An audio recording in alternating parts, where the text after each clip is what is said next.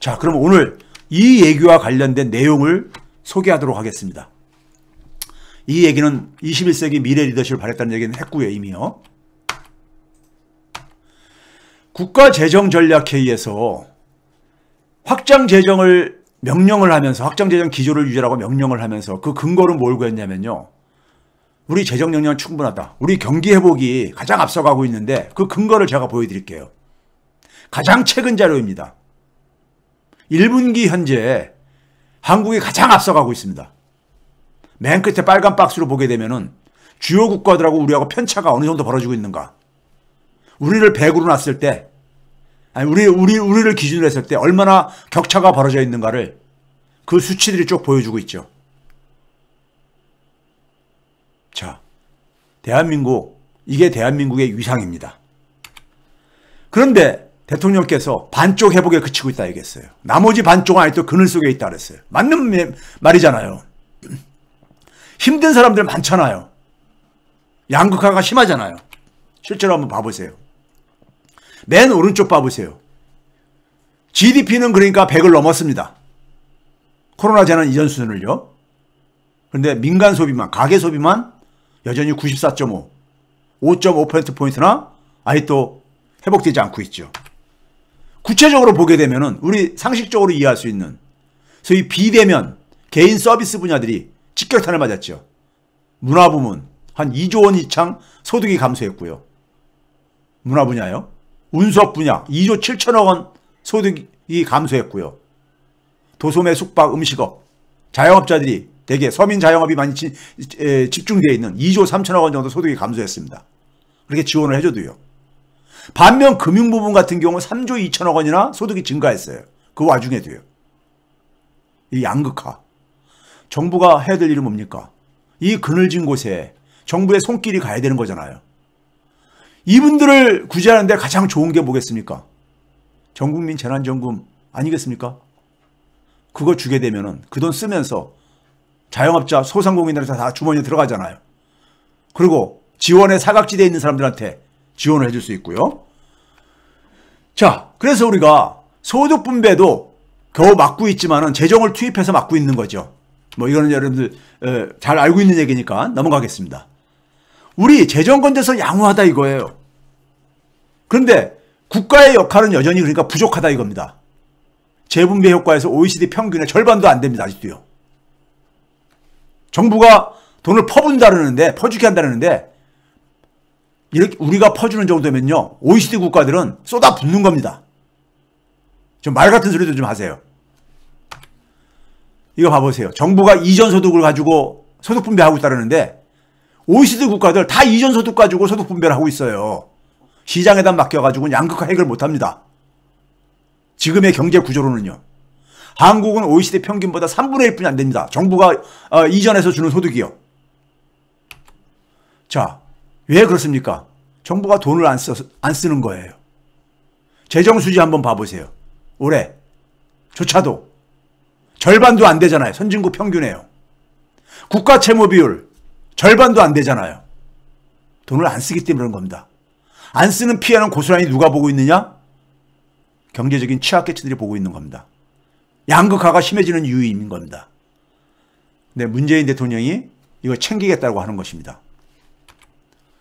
자, 그래서 적어도 내년까지는 확장재정 기조를 유지하라고 명령을 내린 겁니다. 내년은 본인이 떠나고 난 이후인데 또 챙긴 것입니다. 제가 우리 최백은 TV에 올렸을 겁니다. 맨 밑에 보시게 되면은 2021년 5월 19일에 정부와 민주당이 추진해야 할 3대 대책. 이거 방송 보신 분 있죠? 무엇을 준비해야 되는가 해가지고요. 이게 두 번은 당하지 않는답니다. 그때 제가 무슨 얘기 했습니까? 첫 번째, 기재부의 예산 편성권에 대한 관리 감독을 해라. 2차 전국민 재난기본소득을 소멸성 지역화폐로 지원해라. 세 번째, 청년들에 대해서 그러니까는 기본주택, 기본소득, 기본대출 이런 것을 지원을 해줘라. 했잖아요. 예? 그 중에 두 가지를 문재인 대통령이 답변을 해주신 겁니다. 챙긴 것입니다. 민주당이 해야 될 일을 대통령이 해주게 됩니다. 제가 왜 내년도 예산을 강조하냐면요. 여러분들 기억하십니까? 2018년도에요. 2018년도에 어떤 해 있었죠? 2월 달에 평창 올림픽이 열리면서 4월 달에 판문점 선언이 나왔고 6월 달에 싱가포르 선언이 나왔었고 한반도는 완전히 해빙 분위기로 갑니다. 그런 와중에 부패 세력들은 경제를 공격했었죠. 대표적인 게 뭐였습니까? 고용 참사.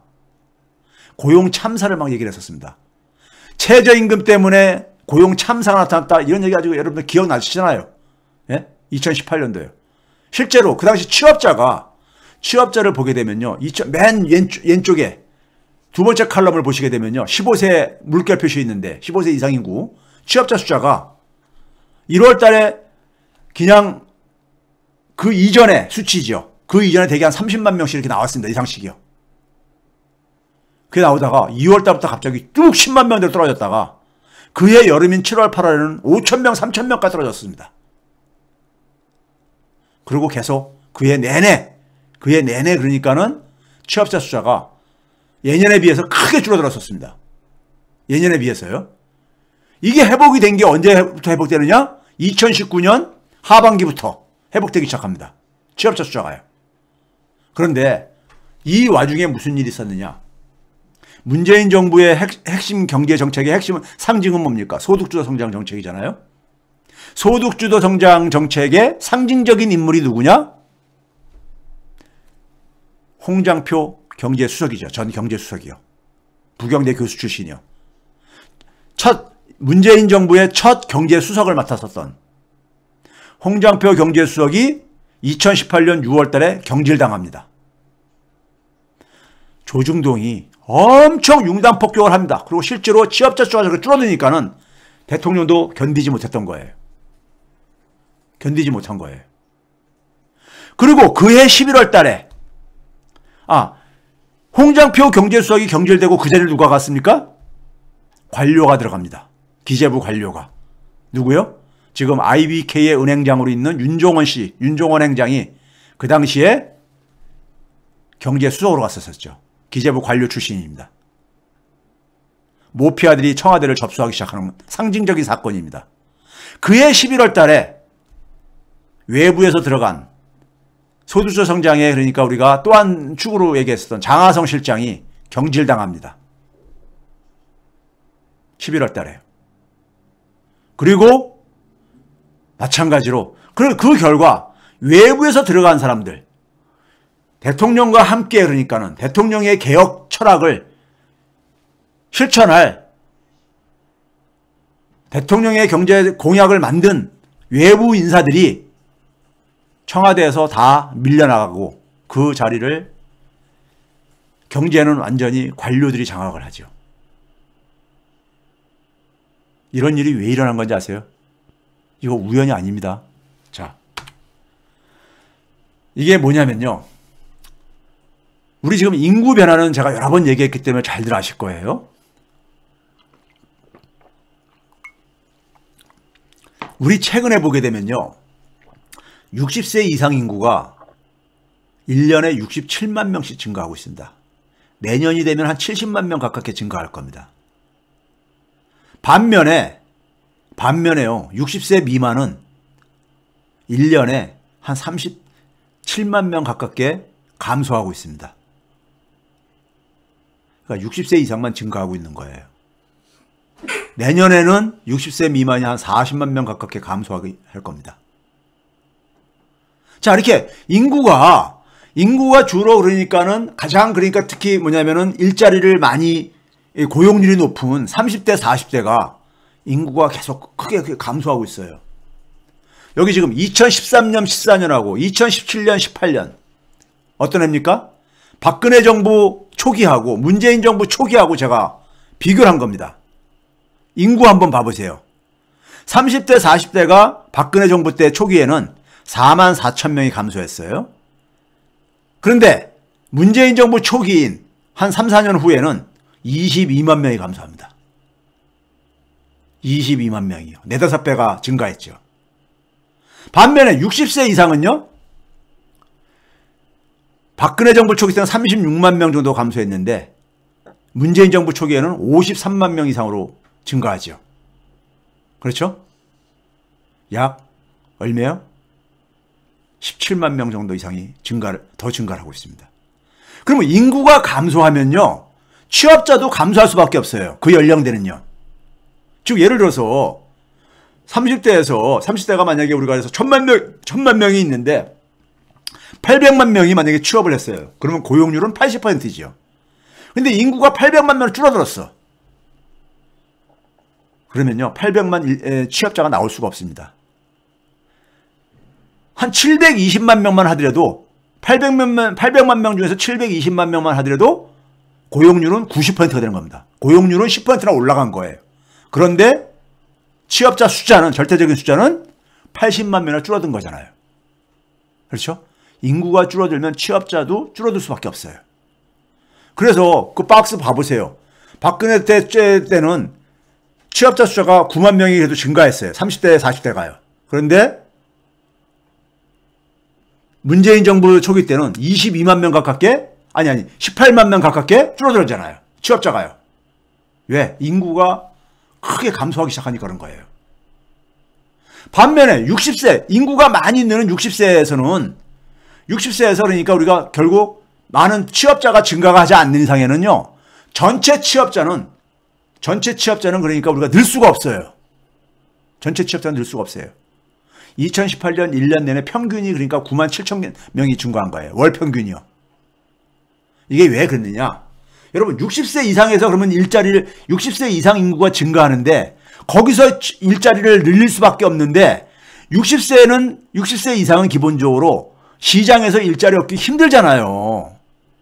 물론 노력을 하죠. 개인적으로 다들요. 근데 한계가 있잖아요. 30대, 40대보다 일자리를 많이 얻기가 힘들잖아요. 여기에는 정부의 손길이 필요합니다. 공공일자리가요.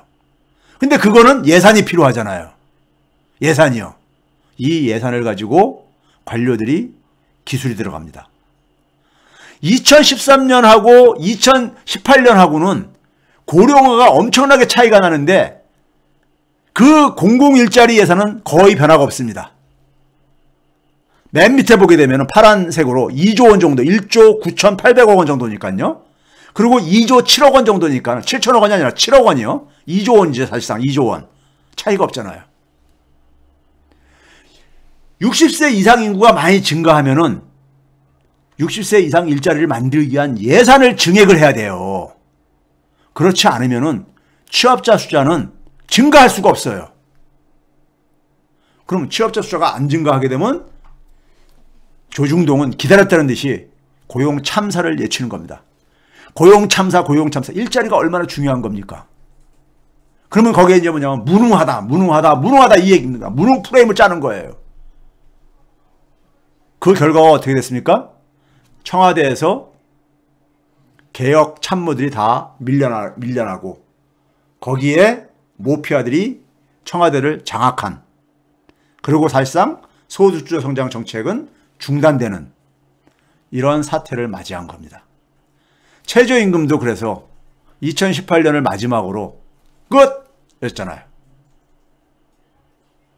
예? 그래서 제가 내년도 예산을 관료들한테 맡기면은 또 장난이 들어간다 이겁니다. 장난이 들어가요. 그럼 내년도 그러니까 예산을 어떻게 편성하냐에 따라서, 예? 올해 경기가 반등을 하면서 올해 지금 취업자 수가 지금 빠르게 지금 증가하고 있단 말이에요. 내년도엔 기저효과로 떨어질 가능성이 있어요. 그러면 또 우리가 2018년처럼 고용 참사론에 내년 출범하는 첫 정부가 시달려 보세요 한번요. 조중동이 융단 폭격을 가하면서, 예? 이걸 언제까지 반복을 해야 되냐고요. 그래서 제가 내년도 예산을 챙기라고 한 겁니다. 내년도 60세 이상이 70만 명 가깝게 증가하고, 예? 60세 미만은 그러니까 40만 명 가깝게 감소하는 이 상황을 대비를 안 하면은 또 당한다 이거예요. 그래서 두 번 다시는 당하지 않는다. 문재인 대통령이 내년도 예산도 확정적인 재정 기조를 유지하라고 명령을 한 거예요. 그걸 방치하지 않고. 이거 얼마나, 저는 이거 보고서는요, 예? 이거 보고서는 마음이 너무너무 따뜻해졌었어요. 예? 중심을 잡아주는 대통령을 보면서. 예? 그 다음에 뭐냐면은, 두 번째, 이게 그 국가재정전략회의에 나와 있는 내용입니다. 이거 여러분들 춘추관, 이 춘추관에 들어가면 다들 접근할 수 있는 저 글입니다. 대통령의 발언이에요, 발언. 거기 핵심적인 것만. 맨 밑에 보면 증가한 추가 세수. 정부의 수입이 크게 증가했어요. 이거 가지고 뭐랬습니까? 추가적인 재정 투입 가능성을 열어둬야 하겠습니다. 그랬어. 이게 뭡니까? 추경 편성하라 이겁니다. 추경 편성. 예? 올해 확장적인 재정을 편성을 했는데도 추경을 편성하라 이걸 얘기한 겁니다. 지금 민주당이 그래서 반응을 보이고 있잖아요. 자, 올해 1분기에 보게 되면요. 정부의 총 수입이 32조 6천억 원이나 증가했어요. 지난해 1분기에 비해서요. 예? 반면에 지출은 17조 4천억 뿐이 안 증가했어요. 그러니까 15조 2천억 원이 남죠. 15조 2천억 원이 남습니다. 정부가 이렇게 많이 걷어들였다는 얘기는 민간한테 걷어들인 거니까요. 민간이 그만큼 쓸 돈이 부족한 거죠. 그러면 이 상황 속에선 민간한테 그 돈을 돌려줘야 되는 겁니다. 어디다가 특히 그늘진 지역이 가장 혜택을 많이 보도록. 그렇죠? 그렇잖아요. 예? 그렇잖아요. 15조 2천억 원입니다. 그래서 제가 정부의 초과 수입 이 15조 2천억 원은 추경을 편성하더라도 우리가 지금 추경을 편성하더라도요. 즉 2차 전국민 재난지원금을 지급하는 재원 마련을 추경을 편성하더라도 정부가 국채를 발행할 필요가 없다 이겁니다. 빚을 낼 필요가 없다 이거예요. 왜? 수입이 더 들어온 돈을 쓰면 되는 거니까요. 이번에는 지난해와 달리 1인당 30만 원씩 다 주자 이겁니다. 지난해는 최대한 4인 가족 이상 기준으로 100만 원 줬잖아요. 1인당 30만 원 주게 되면요. 우리나라 인구 대비해가지고 한 15조 6천억 원 정도 필요합니다. 거의 맞잖아요. 한 4천억 원 정도는 예비비로, 정부의 예비비로 메꿀 수가 있거든요. 국가 채무에 전혀 영향을 안 미치면서 2차 전국민 재난지원금을 지급할 수가 있는 거예요. 예? 국민들 지금 1년 반이 돼가도록 지쳐 있잖아요. 자영업자들 겨우겨우 버티고 있잖아요. 버티는 사람이나 버티지고 또 폐업한 사람도 많잖아요. 예? 그늘진 곳, 가게와 내수, 대면 서비스 이런 분야들, 예? 전국민 재난지원금 소멸성 지역화폐로 주면은 가장 효과가 크다 이겁니다. 예? 가장 효과가 크죠. 정부가 돈이 남은 돈이 있어요.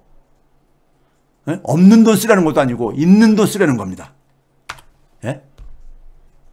그리고 미래로 도약하기 위해서 제가 이거를 저는 청년 기본소득을 좀 도입을 했으면 좋겠어요. 예? 이 부분은요.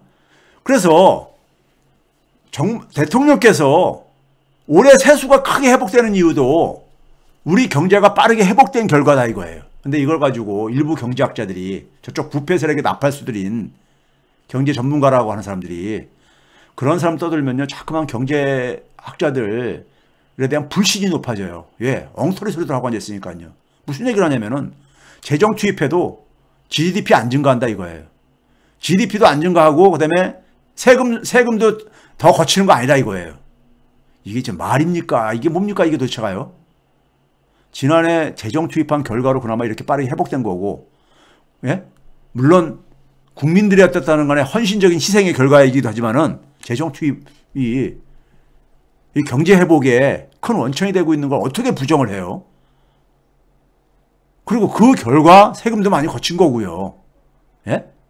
그렇죠? 자, 그런데 우리가 전국민 재난지원금을 주면은 그 돈이 어디로 갑니까? 누구나 다 써야 되잖아요. 일정 기간 내에요. 그러면 자영업자들의 매출로 잡히잖아요. 주머니로 들어가잖아요. 그렇죠? 그럼 수입이 증가하면 세금 더 낼 게 아닙니까? 그분들도요. 그렇죠? 그러니까 이 양반들 재정 건전성 얘기하는데 재정 건전성을 대표적으로 얘기하는 게 뭡니까? GDP분의 국가 채무가 차지하는 비중이잖아요. 그러니까 재정을 투입하면 국가 채무가 증가하지요. 어느 정도예요. 근데 GDP도 증가해요. 근데 국가 채무가 더 증가한다 이거예요. 그래서 채무 비율이 증가한다 이거예요. 근데 이것만 생각하면 안 됩니다. 세금 수입도 증가하잖아요. 그래서 국가 채무를 줄일 수가 있잖아요. 작년에 1차 때 계산해 보니까요. 오히려 더 개선되어져요. 남는 장사라 이거예요. 바이든이 내년도 예산도 지금 그러니까 대규모로 편성한 이유가 뉴스를 보셨죠? 대규모 예산 편성 6조 달러 이상을 편성을 한 이유가 예? 바로 그것 때문인 겁니다. 예? 그래서 경제학적으로 불가능하다는 이런 소리 하시는 분들 전 도대체가 그리고 거기다 무슨 얘기를 하냐면 재정 투입을 하게 되면 인플레이션이 생긴다 이거예요. 오늘 5월달 소비자 물가 상승률 발표됐죠. 2.6%. 이게 작년에 마이너스 0.3% 했었습니다. 작년에 마이너스 0.3% 했었어요. 그래서 2019년 기준으로 보게 되면 연평균 한 1.2%뿐이 안 증가한 겁니다. 1.2%도 안 돼요. 가장 바람직한 거죠. 목표 물가가 2% 미만이니까요. 그렇죠? 작년에는 디플레이션에 빠진다고 난리 피더니만 올해는 인플레이션도 난리 피고 이러고 앉았어요. 우리나라 기자들이 굉장히 국민들한테 참 부러움을 받는 직업이 아니라 참 욕을 듣는 직업인이 된 게 저는 스스로 자초한 겁니다. 자초한 거죠. 인플레이션이 일어나지도 않을 뿐만 아니라 이건 인플레이션은 일시적인 현상입니다. 왜? 사람들이 지금 그동안 소비를 못하다가 갑자기 지금 이제 소비할 수 있게 되다 보니까는 일시적으로 공급에 그러니까는 이 부족이 생기는 거예요. 예?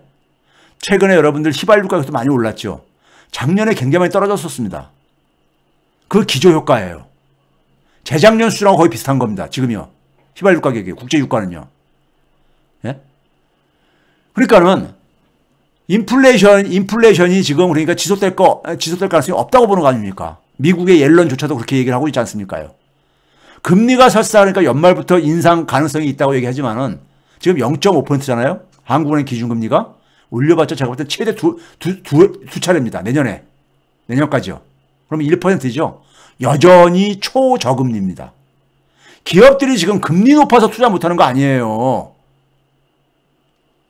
금리 높아지면 민간 투자가 감소한대. 이걸 이제 구축효과라고 하는데 이게 무슨 얘기냐면은 우리 엘리베이터 타면은 8인승 엘리베이터 타면은 한 명이 더 타게 되면 9번째 타시는 분이 타면은 삐 소리 나잖아요. 그럼 한 명이 내려야지만이 그 사람이 탈 수 있는 거잖아요. 지금 민간 투자를 그만큼 그러니까 감소시킨다 이거예요. 정부가 돈을 많이 쓰게 되면요. 근데 민간 투자가 지금은요. 금리 때문에 지금 금리가 높아서 투자를 안 하는 게 아니란 말이에요. 예? 금리는 굉장히 낮은 상태죠. 지금 역대 최저 수준이잖아요. 물건을 만들어도 팔릴 때만 있어 보세요. 왜 투자를 안 하겠는가? 경제학자들 제발 좀 그 이념적으로 문재인 정권 싫어한다고 해가지고 예? 재벌들 딸랭이지 좀 그만 좀 하시고 예? 그러니까 일반 대중들이요 경제학자를 알기를 경제학자단 불신 굉장히 큰 이유가 거기에 있습니다.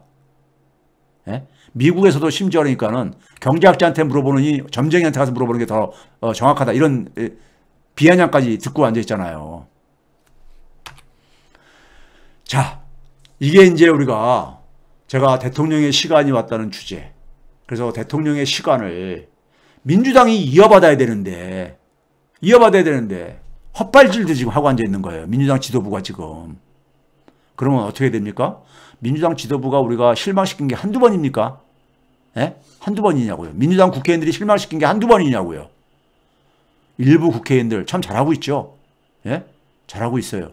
그런데 많은 국회의원들, 도대체 민주당 국회의원들 보이지가 않고 예? 일부 지도부들이 촛불 시민들 스트레스나 주고 그렇죠? 결국은 촛불 시민이 나서야 됩니다. 대통령의 시간을 촛불 시민의 시간으로 옮겨야 됩니다. 촛불 시민의 시간으로요.